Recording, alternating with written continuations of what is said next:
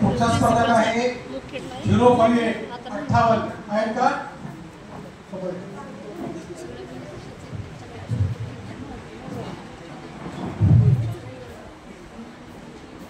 नमस्कार, मी स्पर्धक क्रमांक 27 देशाच्या सक्षमीकरणात महिलांचे योगदान याविषयी माझे मत मांडले। चूल आणि मूल ही ओळख झाली जुनी, हीच स्त्री बनली आहे देशाची स्वाभिमानी धनी। संकटांना भेदून गगन भरारी घेत आहे, देशाच्या सक्षमीकरणाची धुरी समर्थपणे वाहत आहे। सर्वप्रथम देशाचे सक्षमीकरण म्हणजे काय? अरे जो देश स्वतःच्या पायावर उभा राहून स्वतःचे प्रश्न सोडवण्यासाठी, समस्या सोडवण्यासाठी आणि प्रगती करण्यासाठी सक्षम असते। आज आपल्या देशाला सक्षम बनवण्यात, परिपूर्ण बनवण्यात महिलांचं अमूल्य असं योगदान आहे। महिला ह्या कुटुंबाचाच आधारस्तंभ नाही तर देशाच्या प्रगतीचा कणा बनलेल्या आहे। आज आर्थिकदृष्ट्या आपल्या देशाला सक्षम बनवण्यात महिलांचं अमूल्य असं योगदान आहे। पंतप्रधान मुद्रा योजना असेल किंवा बचत गट, आज आपल्या देशामध्ये 83 लाखाहून अधिक बचत गट आहेत आणि 9 कोटीहून अधिक महिला बचत गटाच्या सदस्य आहेत। त्यांनी बचत केलेला पैसा हा सामुदायिक विकासासाठी खर्च केला जातो आणि हा चक्रवाढ परिणाम देशाच्या स्थानिक अर्थव्यवस्थेचा पाया घालतो। आज स्टार्टअपच्या तुलनेत आपला देश जगाच्या 3ऱ्या क्रमांकावर आहे आणि आपल्या देशातील 15% स्टार्टअप महिलांच्या नेतृत्वाखाली चालते। महिला वेगवेगळे उत्पादने तयार करत आहे आणि जगभरात सुद्धा पोहोचवत आहे। यामुळे स्थानिक उत्पादनात आणि वस्तू निर्यातीमध्ये वाढ होतो आणि आपला देश आर्थिकदृष्ट्या आत्मनिर्भर बनतो। अगदी चुलीपासून ते उद्योगापर्यंत महिला पोहोचल्या आहेत। अगदी नवऱ्याचं पाकिट सांभाळणारी महिला आता देशाच्या अर्थव्यवस्थेचं बजेट सांभाळत आहे। एकंदरीतपणे महिला देशाला आर्थिकदृष्ट्या सक्षम बनवत आहेत। आज महिला आपल्या देशाला संरक्षण दृष्ट्या सक्षम बनवत आहेत। आता प्रश्न पडतो की महिला आणि देशाचे संरक्षण, अरे ज्यांना स्वतःचं संरक्षण करता येत नाही ते देशाचे संरक्षण काय करतील? हा न्यूनगंड त्यांनी तेव्हाच मोडून काढला। महिला स्वतःचं संरक्षण करतात आणि देशाचं सुद्धा करत आहेत, ते त्यांनी वेळोवेळी दाखवून दिलं। याचं ज्वलंत आणि मूर्तिमंत उदाहरण म्हणजे अरे ज्या नाबाद पाकड्यांनी आपल्या पहलगाममध्ये हल्ला केला, त्या महिलांच्या पतींना मारून त्या महिलांना म्हणतात जा जाऊन मोदींना सांग।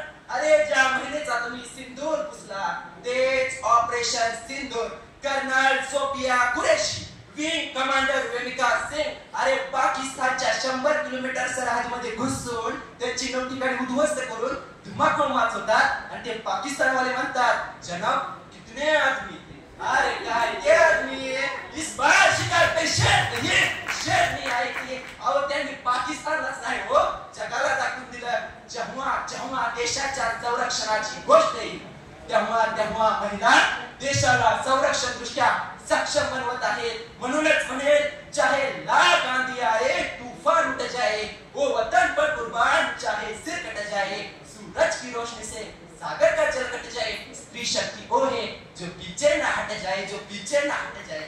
आज महिला पुरुषाच्या खांद्याला खांदा देऊन स्वाभिमानाने कर्तव्य गाजवत आहेत। आज वेगवेगळ्या क्षेत्रातून महिला देशाला सक्षम बनवत आहेत। आज राजकीय क्षेत्र असेल तर आज आपल्या देशाच्या सर्वोच्च पदावर एक महिला कार्यरत आहे। आज कृषी क्षेत्र असेल तर आज आपल्या देशातील 60% अधिक कृषीचे कामे महिला पार पाडत आहेत। नुसती शेतातली कामेच नव्हे तर बीज संवर्धन, सेंद्रिय उत्पादने देखील तयार करत आहेत। क्रीडा क्षेत्रात जेव्हा देशातील महिला पदक प्राप्त करते ना, आपली छाती अभिमानाने फुगून येते। तिने केलेला हा बदल त्या काळात बदल आहे। अरे काळ बदलला, युग बदलला, इतिहास तिने घडवला, आपला म्हणणाऱ्यांचा भ्रम तिने मोडला। चूल सोडून जहाज विमान चालवत आहे। अरे घर काय देश सुद्धा चालवत आहे, अरे घर काय देश सुद्धा चालवत आहे।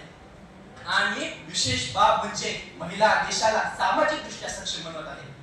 रयतेचे राज्य स्थापन करणाऱ्या छत्रपती शिवाजी महाराजांना घडवणाऱ्या राजमाता जिजाऊ माँसाहेब असतील, अरे ज्यांना बघताच दुश्मनाला घाम फुटतो अशा भगतसिंग यांना घडवणाऱ्या विद्यापती असतील, महात्मा ज्योतिबा फुले सोबत खंबीरपणे उभे राहून महिलांसाठी शिक्षणाचे द्वार उघडणाऱ्या सावित्रीबाई फुले असतील, ज्यांनी आपल्या भारत देशाचे संविधान निर्माण केले, ज्यात स्त्री पुरुष समानतेचा हक्क मांडला, अशा महामानव डॉक्टर बाबासाहेब आंबेडकर यांना घडवणाऱ्या पंडिता रमाबाई असतील। मी उदाहरण का सांगतोय कारण एक महिला महिला फक्त अपत्य जन्मास घालत नाही, त्याला चांगले शिक्षण देते, त्याला चांगले संस्कार देते आणि विशेष म्हणजे त्याच्या मनात देशभक्तीविषयी संवर्धन रुजवते आणि विशेष बाब म्हणजे ती जी सुसंस्कृत अशी पिढी तयार करते ना, हीच पिढी उद्या देशाला सक्षम बनवणार आहे, हीच पिढी उद्या देशाचं भविष्य आहे. म्हणजे एकंदरीतपणे देशाच्या सक्षमीकरणाचा पाया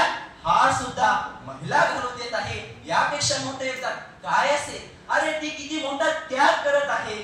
स्वतःच्या मुलाला फुलाप्रमाणे जपणारी महिला, त्याला साधं खर्च कर तर तिच्या डोळ्यातून पाणी येतं.